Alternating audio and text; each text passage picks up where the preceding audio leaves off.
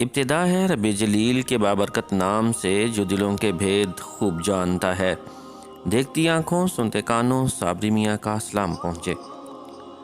ناظرین محترم، قرآن کریم میں اللہ تبارک و تعالی فرماتا ہے کہ ہر نفس کو موت کا ذائقہ چکھنا ہے، یعنی کائنات کے ہر جاندار کے لیے اللہ پاک نے موت کا وقت اور جگہ متعین کر رکھی ہے۔ اس سے کسی کو چھٹکارا نہ ملے گا اور نہ کوئی اس سے بھاگ سکے گا۔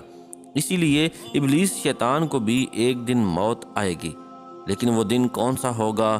کون ابلیس کو موت دے گا؟ کیا شیطان کو نزا کے عالم میں تکلیف ہوگی؟ شیطان کی قبر کہاں بنائی جائے گی؟ شیطان کتنے عرصے تک موت کی نیند سویا رہے گا؟ ناظرین محترم، آج ہم انہی اہم سوالات کے جوابات قرآن و حدیث کی روشنی میں بیان کریں گے۔ ناظرین کرام، جب شیطان مردود کو اللہ تبارک و تعالی نے جنت سے نکال دیا تو اس نے اللہ تبارک و تعالی سے قیامت تک کے لیے مہلت مانگی کہ قیامت سے پہلے مجھے موت نہ آئے، لیکن اللہ پاک نے اسے وقت مقررہ تک یہ خاص وقت تک مہلت دی، جسے قرآن کریم کی سورہ الحجر میں یوں بیان فرمایا گیا ہے۔ اس نے کہا، اے پروردگار، لوگوں کے زندہ کیے جانے تک مجھے مہلت دے۔ اللہ تبارک و تعالی نے ارشاد فرمایا، تجھے مہلت دی جاتی ہے وقت معلوم تک۔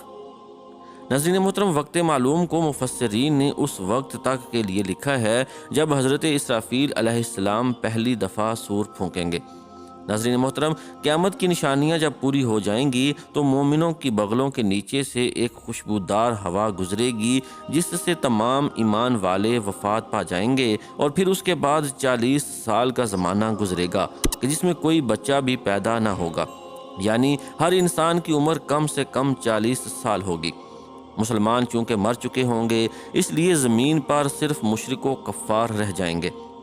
تفسیر دور منصور جلد 5 صفحہ نمبر 71 پر لکھا ہے کہ جب مومنین کی وفات کو 40 سال گزر چکے ہوں گے تو پھر حضرت اسرافیل علیہ السلام پہلی دفعہ سور پھونکیں گے۔ شروع میں اس کی آواز نہایت کم ہوگی کہ لوگ کان لگا کر سنیں گے، پھر یہ بڑھتی بڑھتی اس قدر زیادہ ہو جائے گی کہ کانوں کے پردے پھٹ جائیں گے، ان کے نتنوں سے پیپ بہنا شروع ہو جائے گی اور لوگ مر جائیں گے۔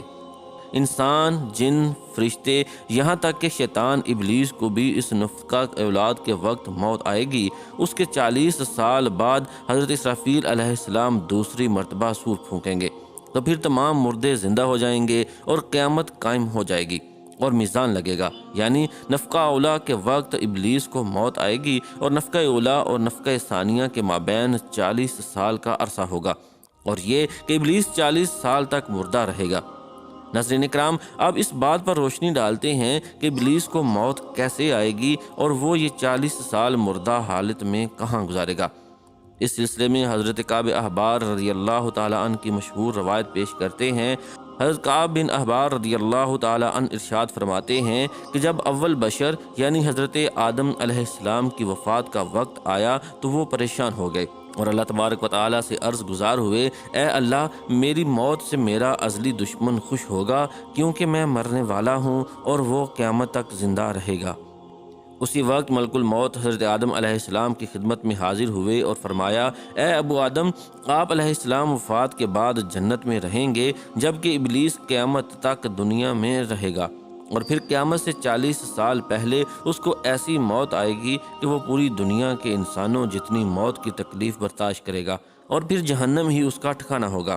حضرت کعب رضی اللہ تعالی عنہ مزید ارشاد فرماتے ہیں کہ حضرت آدم علیہ السلام ملک الموت سے فرمانے لگے کہ مجھے ابلیس کی موت کا منظر بیان کرو۔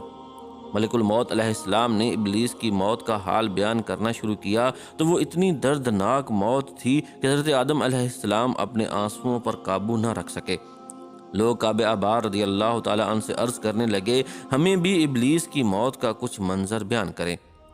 لوگوں کی بے جا فرمائش پر حضرت کعب رضی اللہ تعالی عنہ ابلیس کی موت کا منظر یوں بیان فرماتے ہیں۔ اللہ تبارک و تعالی ملک الموت سے فرمائے گا، میرے غضب اور غصے کا لباس پہن کر جاؤ، ابلیس کی روح قبض کرو اور ابلیس سے تمام انسانوں اور جنوں سے زیادہ سختی کرنا۔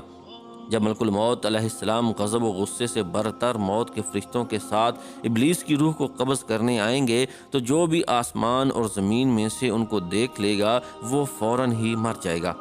جب ملک الموت علیہ السلام ابلیس کے پاس پہنچیں گے تو وہ دھاڑے مار مار کر روئے گا۔ پھر شیطان کو موت کی تکلیف دی جائے گی جو کہ ساری مخلوق کی تکلیف سے بھی زیادہ ہوگی۔ ابلیس گھبرا کر مشرق کی جانب بھاگے گا تو کبھی مغرب کی جانب، لیکن ہر طرف اپنے سامنے ملک الموت علیہ السلام کو پائے گا۔ سمندر میں چھپنے جائے گا تو سمندر اسے جگہ نہ دے گا۔ آسمان کی طرف بھاگے گا تو وہاں مقرر فرشتے اس کو آگ کے کوڑے ماریں گے۔ حضرت آدم علیہ السلام کی قبر کے پاس کھڑا ہو کر کہے گا، اے آدم، تمہاری وجہ سے میں ملعون اور مردود بنا، کاش کہ تم پیدا ہی نہ ہوئے ہوتے۔ پھر ملک الموت علیہ السلام سے کہے گا، کتنی سختی اور تکلیف کے ساتھ میری جان نکالو گے؟ ملک الموت علیہ السلام فرمائیں گے، جتنے لوگ جہنم میں ہیں ان سب کی موت سے کہیں زیادہ تکلیف اور سختی کے ساتھ۔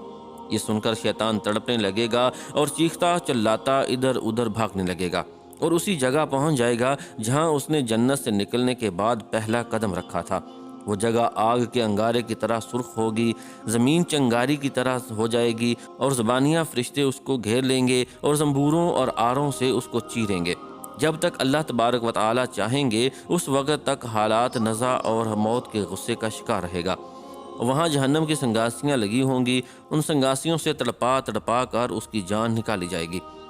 آدم و حوا علیہ السلام سے کہا جائے گا، ذرا اپنے دشمن کو دیکھو کس طرح ذلت کے ساتھ مر رہا ہے۔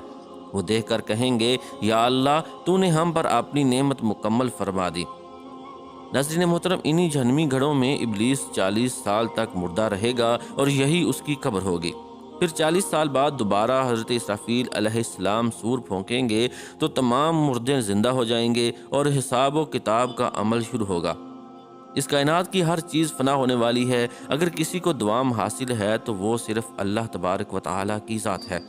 بس ہمیں ہر وقت تیار رہنا چاہیے کہ کیا پتہ کہ کب کون سی گھڑی ہماری اس دنیا میں آخری گھڑی ہو اور پھر ہمارے پاس پچھتاوے کے علاوہ کچھ باقی نہ رہے۔